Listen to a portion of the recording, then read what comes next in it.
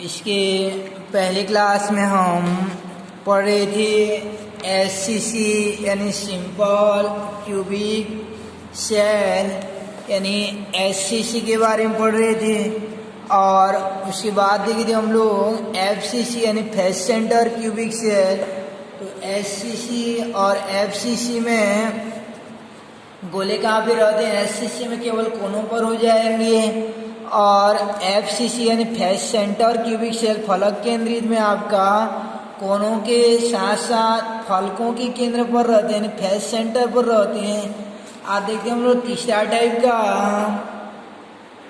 अंतः केंद्रित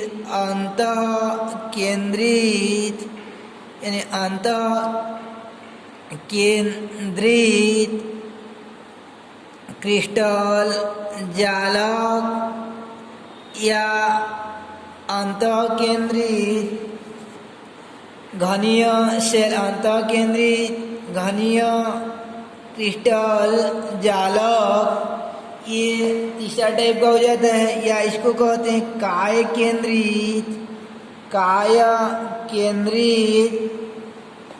क्रिस्टल जालक यानी जिसे कहा जाता है बॉडी सेंटर क्यूबिक शेल यानी बीसीसी कहते हैं। तो काय मीन्स होता है शरीर में बॉडी, इसलिए इसको बॉडी सेंटर क्यूबिक शेल कहते हैं। तो देखते हैं इसका डेफिनेशन क्या हो जाएगा आपका कि इसमें रचक कण या अवयवी कण वे उपस्थित रहते हैं एकक कोशिकाओं के कोनों पर मौजूद रहते हैं यानी कॉर्नर पर रहते हैं। सभी कोनों पर मौजूद रहते हैं, एकक कोशिकाओं के कोनों पर पाए जाते हैं।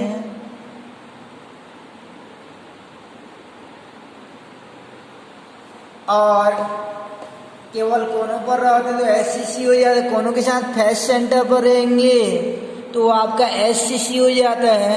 और कोनों के साथ याद रखे रहे ना कि ठीक एकक शेल के बीचों बीच यानी घन के केंद्र पर पाया जाता है। तो कोनों पर पाए जाएंगे, साथ साथ घन के केंद्र पर पाया जाता है। याद रखना घन के केंद्र पर यानी पूरा जैसे एक रूम की कल्पना करो, 8 कोनों पर रहेंगे और 9वां वाला ठीक बीचों बीच रहेगा। तो याद रखे रहना घन के केंद्र पर, फलक केंद्र पर नहीं, घन के केंद्र पर पाया जाता है एक कण। तो इस प्रकार के एकक शेल यानी इस प्रकार के क्रिस्टल जालक को अंतः केंद्रित क्रिस्टल जालक कहते हैं। यानी इसका डेफिनेशन क्या हो जाएगा कि वे घनीय क्रिस्टल जालक जिनमें अवयवी कण एकक कोशिकाओं के कोनों के साथ साथ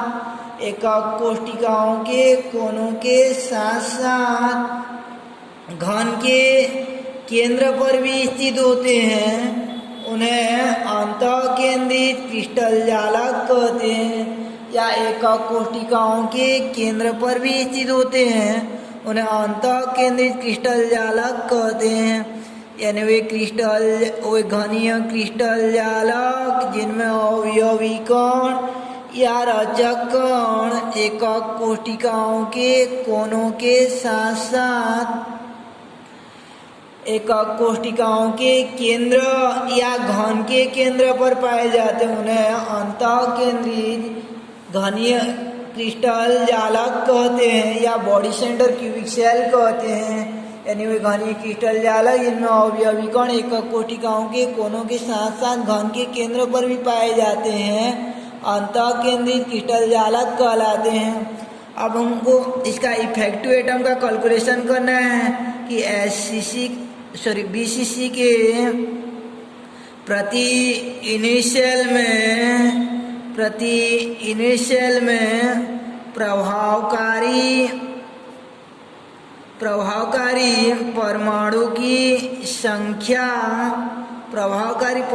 संख्या बराबर हो जाता है आपका कि 1 गुणा 1/8 जो पहले लिखते थे वैसा ही लिखना है, गुणा 8 ये कोनों पर जो रहता था, यानी ब्रैकेट के अंदर क्या रहता था कि घन के कोनों एकक कोष्ठिका के कोनों पर स्थित एकक शेल द्वारा, यानी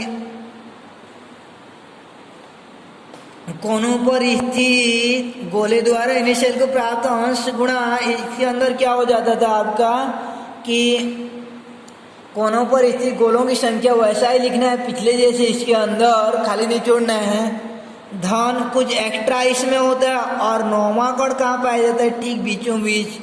तो ये जो बॉडी के अंदर है यानी घन के केंद्र पर है, तो इस पर विचार करेंगे तो इसका किसी और एकक सेल से साझा नहीं रहता, ये इसी के अंदर रहता है, इसलिए इसका अदर से कंट्रीब्यूशन नहीं रहता है। यानी एक रोटी या खाने वाला एक है तो पूरा भाग मिलता है।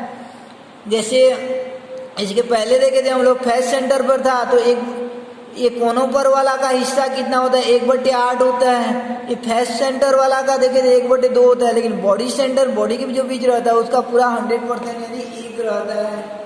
एक रोटी और खाने वाला एक है तो कितना मिल जाएगा आपको, 100% मिल जाएगा। तो इस प्रकार से धन 1, ये 1 क्या हो जाता है कि केंद्र पर स्थित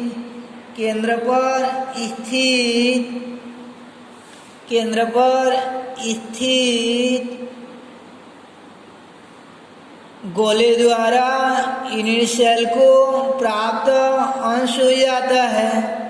यानी एकक सेल या यूनिट सेल के केंद्र पर स्थित गोले द्वारा यूनिट सेल को प्राप्त अंश यानी यूनिट सेल के केंद्र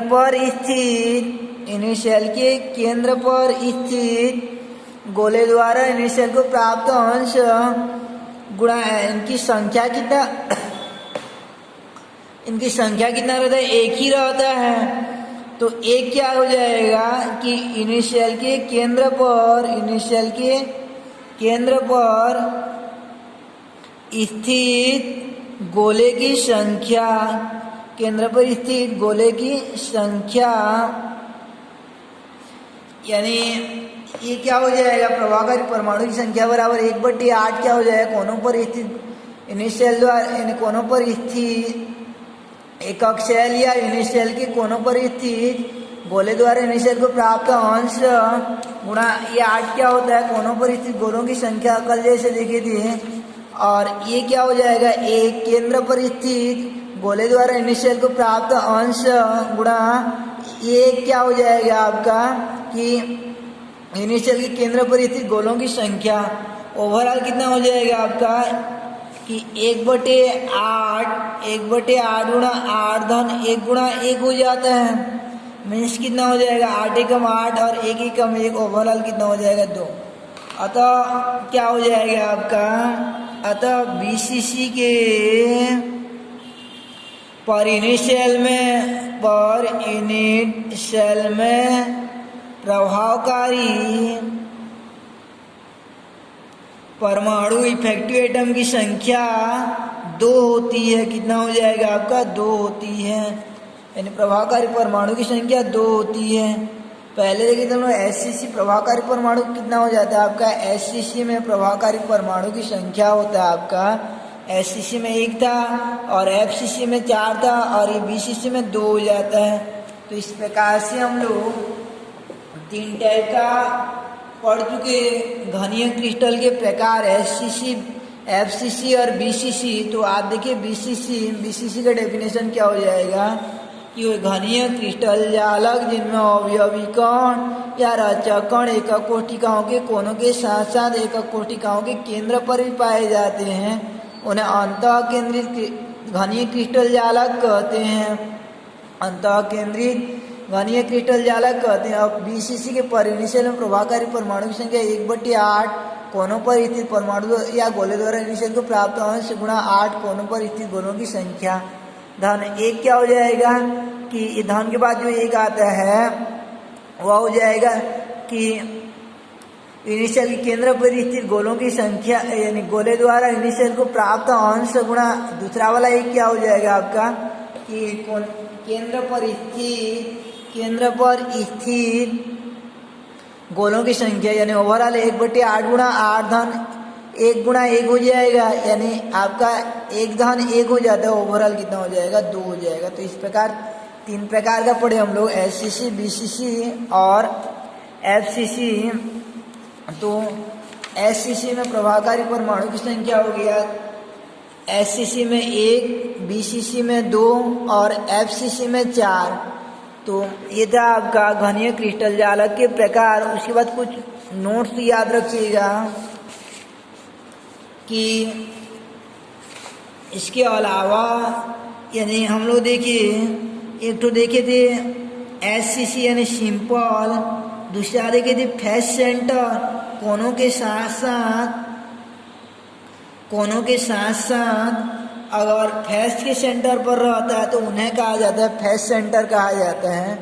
और तीसरा देखिए बॉडी सेंटर की कोनों के साथ साथ ये बॉडी के केंद्र पर पाया जाता है तो उसे बॉडी सेंटर कहते हैं। इसके अलावा और एक तो याद रखिएगा, हालांकि वो सिलेबस में नहीं है, कि एच सेंटर यानी कोर केंद्रित, एच सेंटर यानी कोर केंद्रित। तो एच सेंटर कहाँ पे पाए जाते हैं कि कोनों के साथ साथ, याद रखना ये कोरों के मध्य मध्य पाए जाते हैं, ये कोरों के मध्य पाए जाते हैं, ये कोरों के मध्य पाए जाते हैं, तो इनको एच सेंटर कहा जाता है। तो और थोड़ा याद रखना, ये अगर कोनों पर रहता है तो कंट्रीब्यूशन कितना रहता है 1/8, फेस पर कोई रहता है तो कंट्रीब्यूशन कितना रहता है 1/2, बॉडी के अंदर रहता है तो कितना 1 रहता है 100%। और ये एच सेंटर पर जो रहता है ना, इनको अगर हम लोग किसी यूनिट से मिलाएंगे, 4 यूनिट से मिलेगा तो इसका कंट्रीब्यूशन 1/4 रहता है, यानी 1/4। तो इस प्रकार से वे क्रिस्टल जालक या घनी में होता है, जरूरी नहीं रहता है, विषम लंबाक्ष में भी हो सकता है, द्विसम लंबाक्ष में। इसलिए क्रिस्टल जालक कहते हैं, ये क्रिस्टल जालक जिनमें अवयवी कण एकक कोशिकाओं के कोनों के साथ साथ कोरों के केंद्र पर पाए जाते हैं, उन्हें कोर केंद्रित एच सेंटर क्रिस्टल जालक कहते हैं, यानी एच सेंटर कहा जाता है। ये था आपका एच सेंटर यानी ईसीसी बोल के है एच सेंटर, उसी यानी एच सेंटर हो जाता है। उसके बाद और एक याद रखी रहना कि अंत्य केंद्रित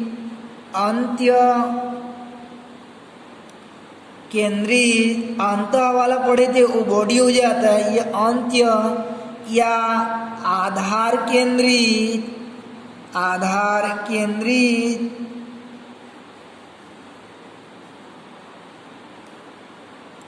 क्रिस्टल जालक, अंत केंद्रित या आधार केंद्रित क्रिस्टल जालक, जिसे कि कहते हैं बेस सेंटर, यानी बेस सेंटर क्रिस्टल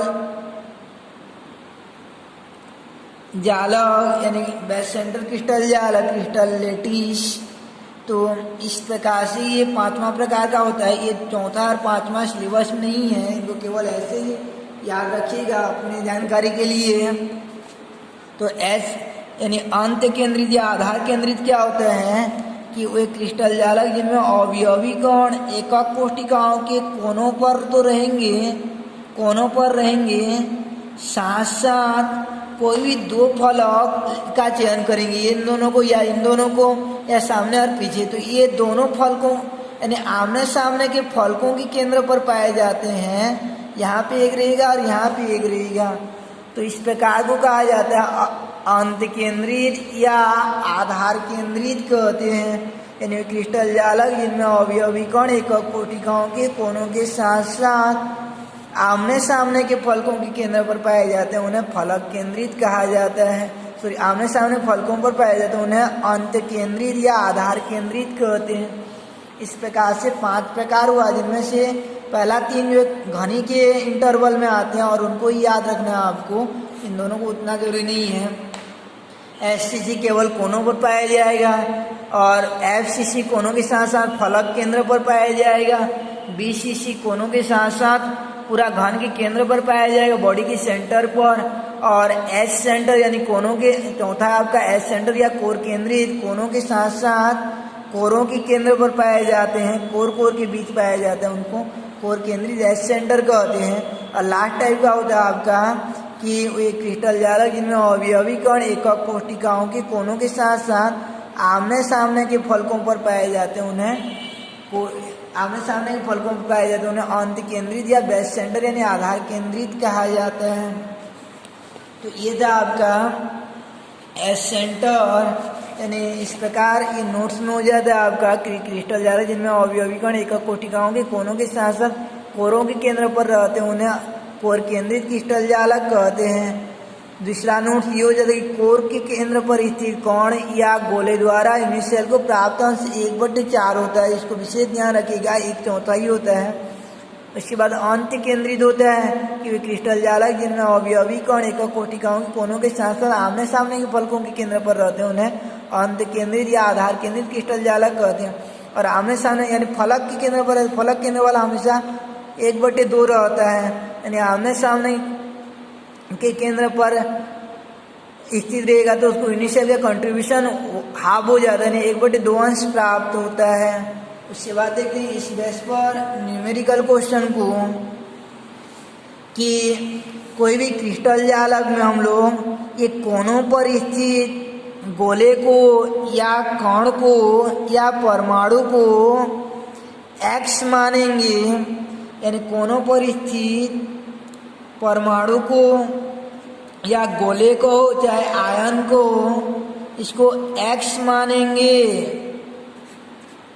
और बाकी जगह रहेगा जैसे ये फेस सेंटर पर रहेगा, या बॉडी सेंटर पर रहेगा, या कोर केंद्र पर रहेगा, उसके प्रभावकारी परमाणु की संख्या को y मानेंगे। यानी कोनों पर स्थित यानी कोनों पर स्थित परमाणु द्वारा बनाए गए प्रभावकारी परमाणु की संख्या को x और इसके द्वारा बनाए गए परमाणु की यानी शेष भागों में बनाए गए परमाणु की संख्या को y मानेंगे। तो यौगिक का सूत्र होता है आपका, यौगिक का सूत्र फार्मूला हो जाता है x गुणा y हो जाता है। यानी अगर ये संख्या x है और ये y आता है, कोनों वाला x आता है और शेष वाला y आता है, तो सूत्र x वही हो जाएगा। मान लीजिए वो ये x आता है और ये y 2y आता है, यानी प्रभावकारी परमाणु की संख्या इसका 2 आता है y वाला, तो सूत्र x y2 हो जाएगा। जैसे हम लोग गणना कर रहे थे कि SCC वाला में, कि SCC में सरल घनीय क्रिस्टल जालक में कितना आता है आपका 1 आता है। इसके बाद दूसरा देखे थे हम लोग FCC, तो FCC वाला में कितना आया है 1-3 आया है। ये 1 जो कोनों वाला था और ये 3 किससे आया था, फलक केंद्र पर आया था, तो कोनों का परमाणु x हो गया तो x1 हो जाएगा, और ये फलक केंद्र वाला 3 है तो x1 y3, यानी उसका सूत्र xy3 हो जाएगा। अब जैसे बॉडी सेंटर वाला में कितना कितना आता है 1-1 आता है, ये कोनों वाला हो गया और ये बॉडी सेंटर पर, तो कितना हो जाएगा x1 y1 यानी xy हो जाएगा। तो इस प्रकार से ये सूत्र को याद रखिएगा कि क्रिस्टल जालक में के प्रति इनिशियल में x परमाणु की संख्या यानी x के प्रभावकारी परमाणु की संख्या हम लोग यानी x का केवल गणना करेंगे m प्रभावकारी परमाणु और y का प्रभावकारी परमाणु n, तब यौगिक का सूत्र हो जाता है xm और yn हो जाता है, यानी xm और yn हो जाता है। जैसे गणना करते हैं हम लोग, क्वेश्चन देखते हैं कि इससे रिलेटिव क्वेश्चन कैसे रहेगा।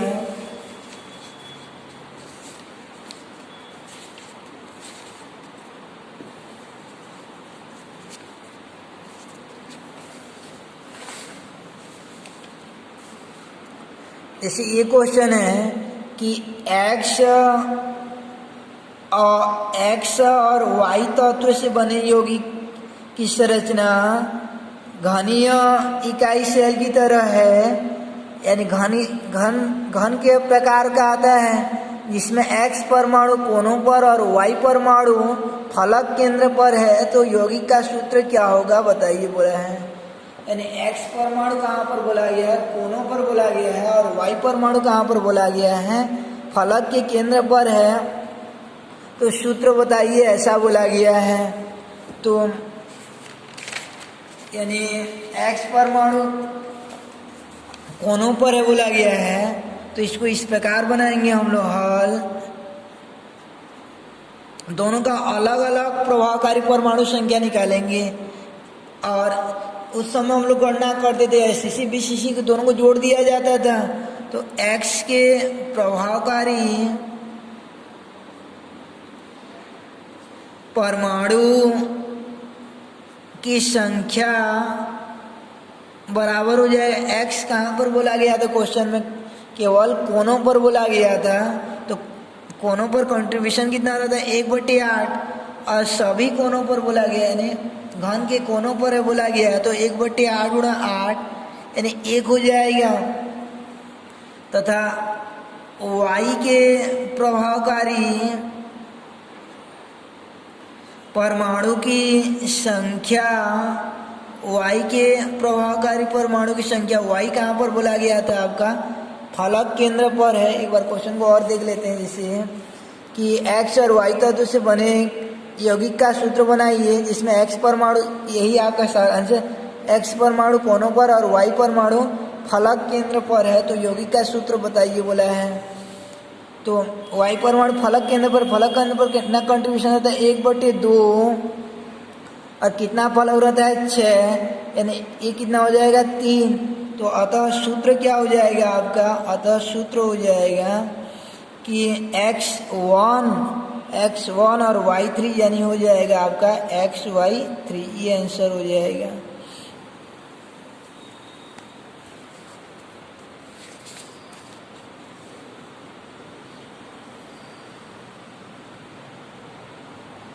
जैसे ये उदाहरण एक क्वेश्चन आपका कि एक्स और वाई तत्व से बने किसी क्रिस्टल की क्रिस्टलीय संरचना के रूप में है, जिसमें एक्स परमाणु कोनों पर और वाई परमाणु एकांतर क्रम में फलकों के केंद्र यानी फलकों पर उपस्थित है। तो यौगिक का सूत्र क्या होगा बताइए बोला है। यानी एक्स परमाणु वही कोनों पर बोला गया है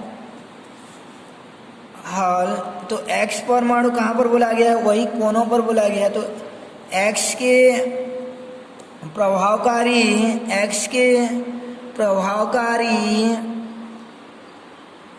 परमाणु की संख्या बराबर कितना हो जाएगा आपका, इधर हिंदी वाला लिखने की जरूरत नहीं, 1/8 गुणा 8 यानी कितना हो जाएगा आपका 1। अब वाई परमाणु क्या कैलकुलेशन करते हैं, वाई के प्रभावकारी परमाणु की संख्या बराबर कितना हो जाएगा, यानी वाई परमाणु कहाँ पे है आपका, फलक केंद्र पर। फलक केंद्र का कंट्रीब्यूशन कितना रहता है, हाफ रहता है, यानी 1/2। और क्वेश्चन में क्या बोला गया है कि वाई परमाणु एकांतर क्रम में फलकों पर उपस्थित है बोला गया है, यानी एकांतर क्रम में, तो सभी फलक पर नहीं है, एक को छोड़कर एक फलक पर है। तो कुल मिलाकर 6 फलक रहता है घन का, तो कितना फलक पर हो जाएगा आपका, 3 फलकों पर मौजूद हो जाएगा। यानी ये कितना हो जाएगा 3, तो कितना हो जाएगा, वाई के प्रभावकारी परमाणु की संख्या 3/2 इस प्रकार से हो जाएगा। तो सूत्र क्या हो जाता है आपका, सूत्र हो जाएगा x1 और y 3/2, 1 को छोड़ देते हैं तो xy 3/2। अब ये बटे रूप में रहने नहीं देते हैं, इधर का जो 2 है यहाँ ले आते हैं, तो सूत्र हो जाता है आपका x2y3 हो जाता है। मान लीजिए 3 नीचे आता तो 3 यहाँ आ जाता, इधर रहता तो इधर का नीचे वाला y तरफ चला जाता, तो सूत्र क्या हो जाएगा आपका x2y3 हो जाता है। तो इस प्रकार से ये था आपका एससीसी के प्रकार, यानी घनीय क्रिस्टल के प्रकार और उनसे संबंधित न्यूमेरिकल क्वेश्चन। तो देखिए हम लोग यानी कुल मिलाकर एससीसी, बीसीसी, एफसीसी और एस सेंटर देखिए, और एक तो देखिए हम लोग बेस सेंटर। तो पहला तीनों को याद रखे रहना है, एससीसी कोनों पर और एफसीसी कोनों के साथ साथ फलक केंद्र पर और बीसीसी जो है कोनों के साथ साथ जो है बॉडी के सेंटर पर पाए जाते हैं।